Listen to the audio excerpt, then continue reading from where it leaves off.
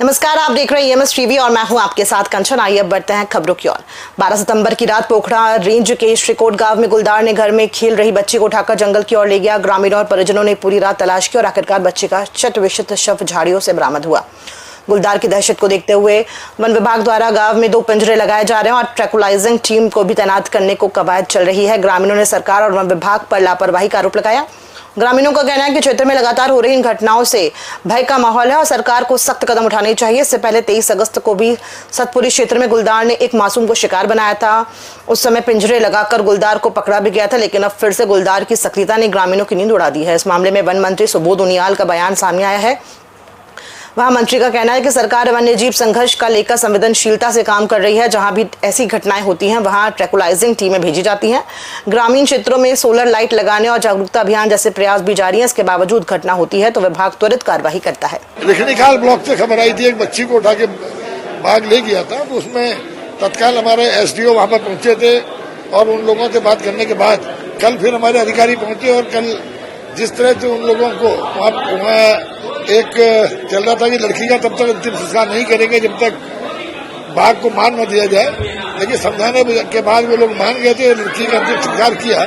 और हमारी सरकार इस मामले में संवेदनशीलता के साथ काम कर रही है। जहां पर भी इस तरह की घटनाएं हो रही हैं, हम या तो ट्रैकुलाइज करके बाघ को पकड़ने का काम कर रहे हैं या उसको नष्ट करने का तत्काल यहाँ पर हम लोग आदेश कर देते हैं। त्योहारी सीजन को देखते हुए अब खाद्य सुरक्षा विभाग अलर्ट हो गया है। खास तौर पर खाद्य सुरक्षा विभाग ने कुट्टू के आटे को लेकर सख्ती बरती और SOP जारी करके सभी नियमों का पालन करने की सलाह दी है। खाद्य सुरक्षा विभाग के इस SOP को लेकर कांग्रेस सवाल खड़े किए हैं।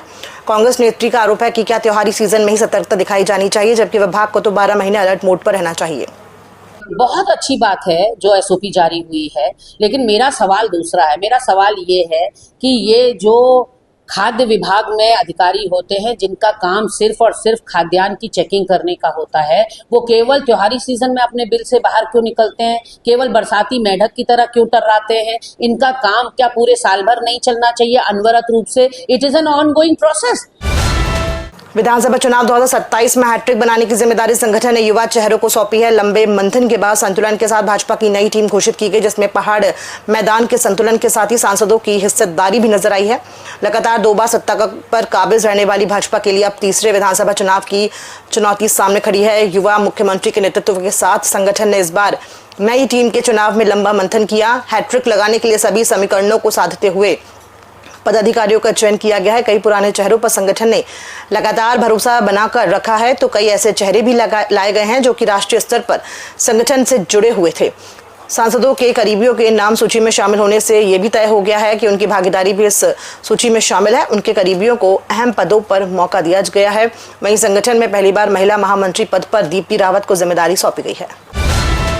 नवरात्र और त्योहारी सीजन को देखते हुए मुख्यमंत्री पुष्कर सिंह धामी के नेतृत्व में प्रदेश सरकार ने उपभोक्ताओं की सेहत को प्राथमिकता देते हुए बड़ा कदम उठाया है।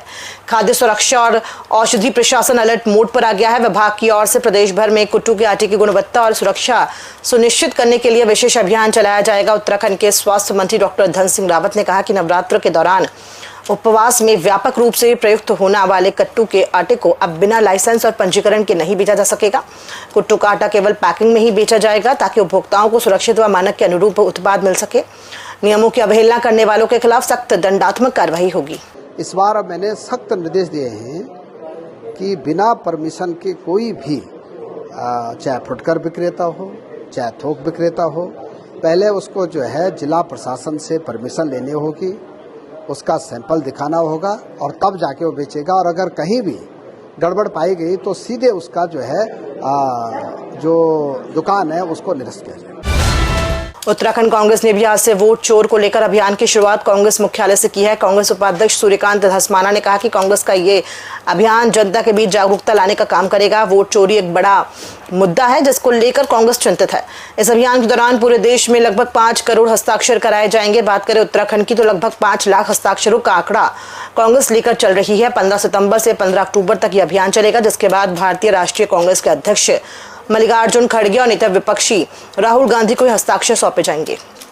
देखिए, वोट चोरी के खिलाफ पूरे देश में 7 अगस्त को राहुल गांधी जी ने जो खुलासा किया, राहुल गांधी जी ने कर्नाटका की एक लोकसभा सीट में किस प्रकार से एक विधानसभा में 1 लाख से ज़्यादा वोटों की हेरा फेरी, डुप्लीकेट ट्रिप्लीकेट वोट बना करके किस प्रकार से वोटों की चोरी करने का काम भारतीय जनता पार्टी चुनाव आयोग के साथ मिलकर के कर रही है, इसका खुलासा जब हुआ, पूरे देश में कांग्रेस पार्टी के कार्यकर्ताओं ने वोट चोर गद्दी छोड़ का नारा बुलंद किया और वोट चोर गद्दी छोड़ का ये नारा अब आगे बढ़ते बढ़ते एक जन आंदोलन बन रहा है। इस जन आंदोलन के दूसरे चरण में कांग्रेस पार्टी 15 सितंबर से और 15 अक्टूबर तक पूरे देश में हस्ताक्षर अभियान चला रही है।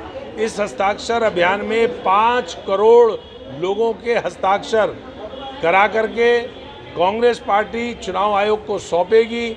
आज उत्तराखंड में भी इसका श्री गणेश कर दिया गया है। उत्तराखंड में मौसम को लेकर नई अपडेट जारी हुई है, जिसमें मौसम विज्ञान केंद्र देहरादून के निदेशक डॉक्टर CS तोमर ने बताया कि अगले 24 घंटे में देहरादून समेत नैनीताल, चंपावत, बागेश्वर, पिथौरागढ़, उधम सिंह नगर जिलों में भारी से बहुत भारी वर्षा हो सकती है। इसके साथ ही 17-18 सितंबर को प्रदेश में कुछ जगहों पर अतिवृष्टि भी देखने को मिल सकती है। इसके साथ ही उन्होंने बताया कि उत्तराखंड में मानसून सितंबर के अंत तक विदाई ले सकता है। मानसून की विदाई का तारीख तो अभी निश्चित नहीं है, लेकिन जैसे हमने बताया कि ये थोड़ा वर्षा के दौर धीरे धीरे कम हो रहे हैं और तीव्रता भी कम हो रही है, तो ऐसा लग रहा है कि सितंबर तक तो अभी एंड तक चलेगा। खबरों में फिलहाल इतना ही, दीजिए इजाजत, नमस्कार।